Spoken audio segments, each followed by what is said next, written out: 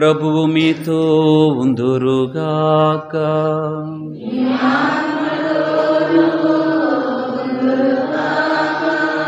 పునీత లూకా రాసిన శుభవార్తలోని భాగము.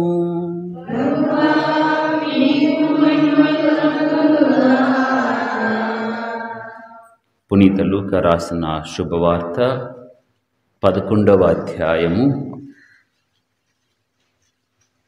29 నుండి 32వ వచనం వరకు.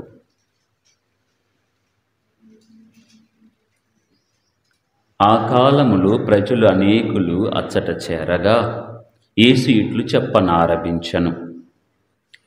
ఈ తరము దుష్టమైనది, ఇది ఒక గురుతును కోరుచున్నది. కానీ యోనా చిహ్నము కంటే వేరొకటి అనుగ్రహింపబడదు.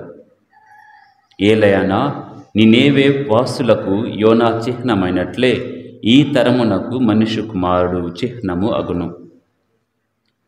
తీర్పు రోజున దక్షిణ దేశపు రాణి వీరి ఎదుట నిలిచి వీరిని ఖండించును.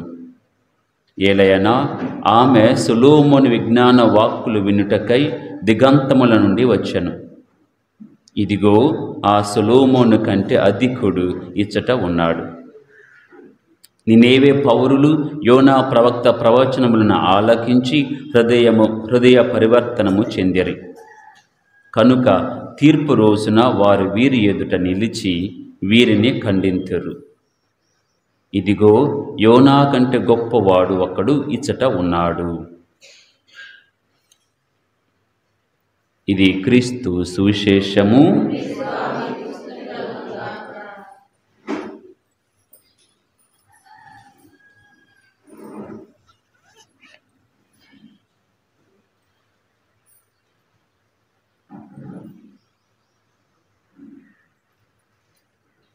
ప్రియమైన సహోదరి సహోదరులారా, ఇచ్చిన సమయాన్ని, వచ్చిన అవకాశాన్ని సద్వినియోగం చేసుకోవాలి. ఇచ్చిన సమయాన్ని, వచ్చిన అవకాశాన్ని సద్వినియోగం చేసుకోవాలి. మార్చుకోవాలి అన్నా, నేర్చుకోవాలి అన్నా సమయము కావాలి. మార్చుకోవాలి అన్నా, నేర్చుకోవాలన్నా సమయం కావాలి. శుభ్రము చేయాలన్నా, అందంగా అలంకరించుకోవాలి అన్నా సమయము కావాలి. ఈ సమయం అనేది చాలా ముఖ్యమైనది. నేర్చుకోవాలంటే వెంటనే ఏది కూడా రాదు. చివరికి సెల్ ఫోన్ ఎలా ఆపరేట్ చేయాలో కూడా నేర్చుకోవాలి. క్రొత్తది కొన్న ప్రతిసారి కూడా దానిలో నువ్వు సమయం వెచ్చించాలి.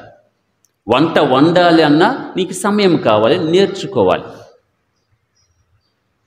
ఇంకా మీకు ఉదాహరించి చెప్పాలి అంటే, ఇల్లు ఊడవాలన్నా, శుభ్రం చేయాలన్నా సమయం కావాలి. నువ్వు వాడుచున్న బైక్ను శుభ్రం చేసుకోవాలన్నా సమయం కావాలి.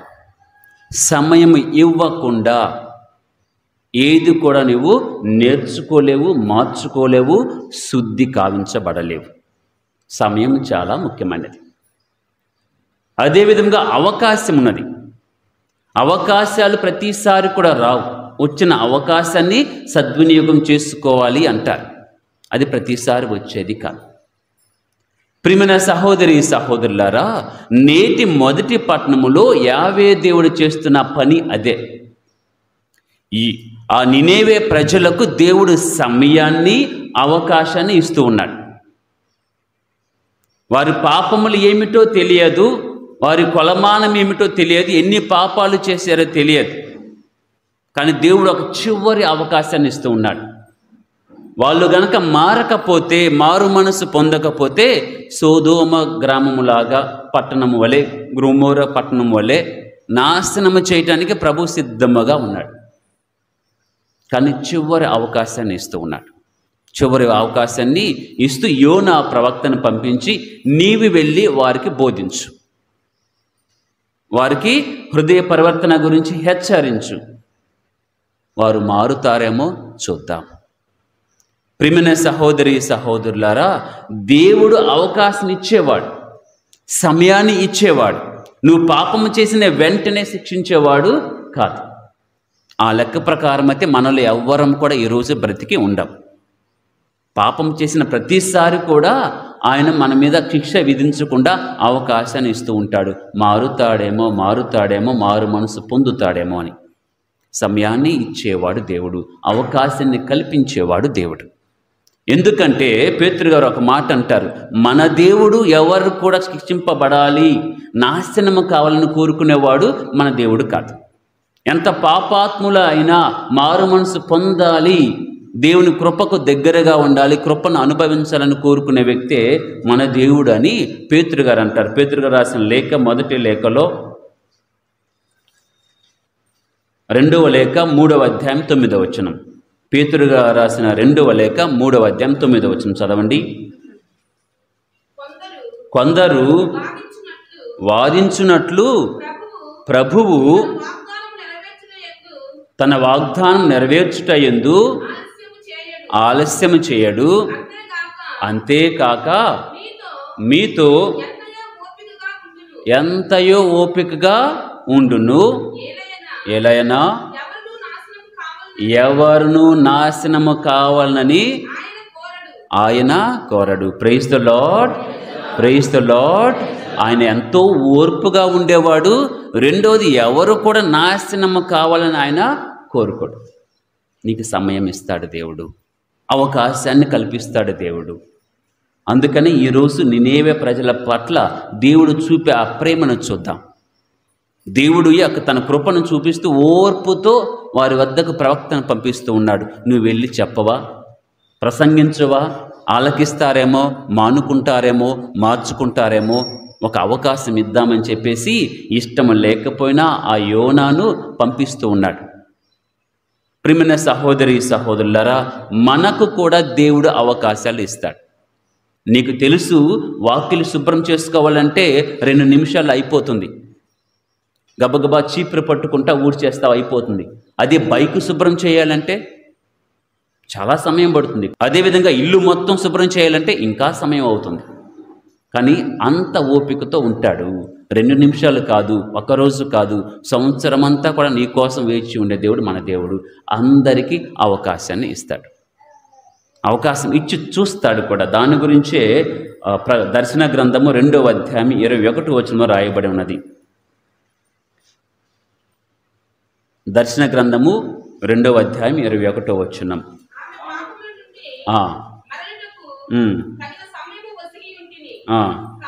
కానీ హృదయ పరివర్తన చెందుటకు, ఆమెకు పాపం నుండి వైదొలుగుటకు ఆమెకు తగిన సమయాన్ని వసగి ఉంటేని. నీకు నాకు కూడా అంతే.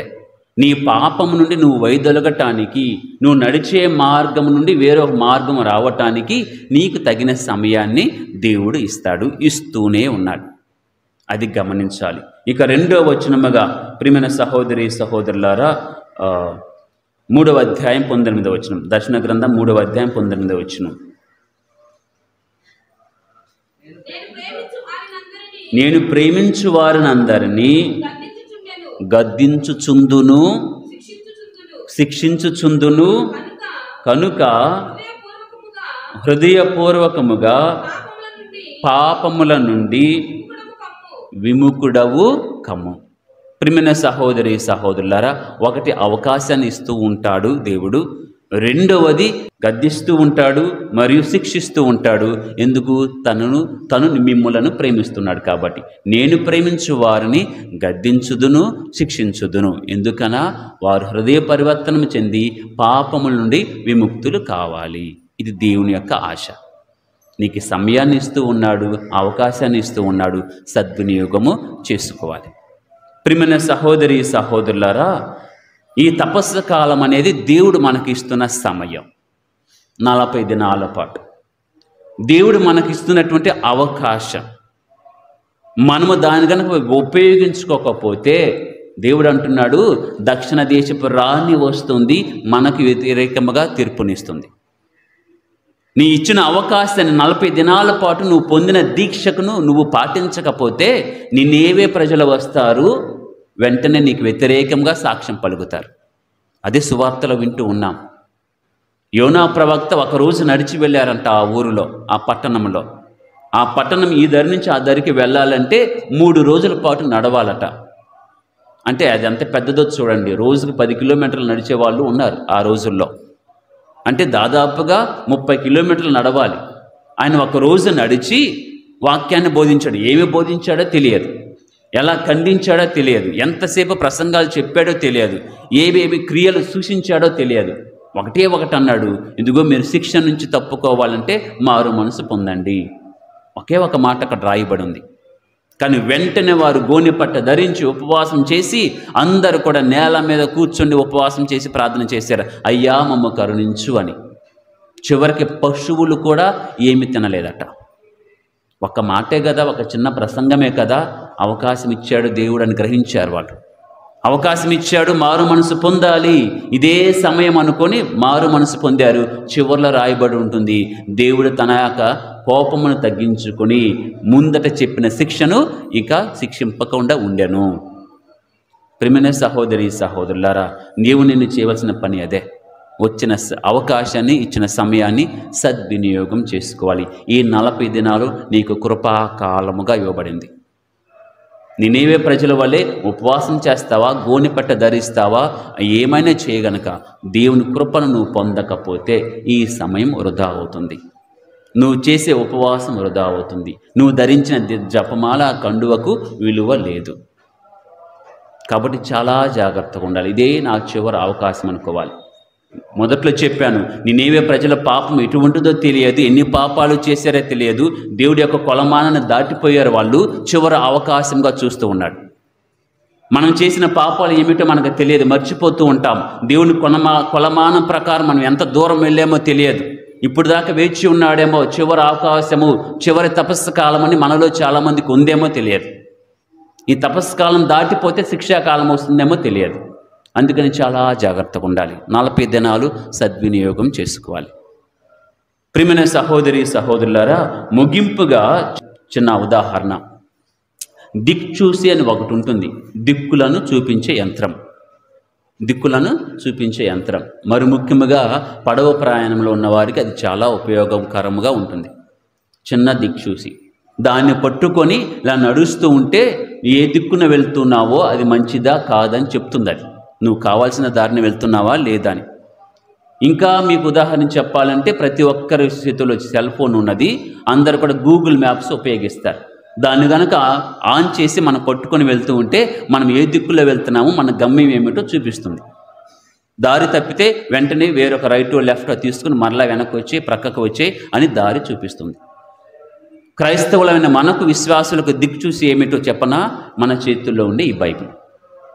దిక్చూసి లాంటి యంత్రాన్ని, ఈ పుస్తకాన్ని పట్టుకొని నీవు గనక చూడగలిగితే నీ దిక్కు ఎటువైపు పోతుందో, నీ జీవితం ఎటువైపు పోతుందో ఖచ్చితంగా నీకు మార్గాన్ని చూపిస్తుంది.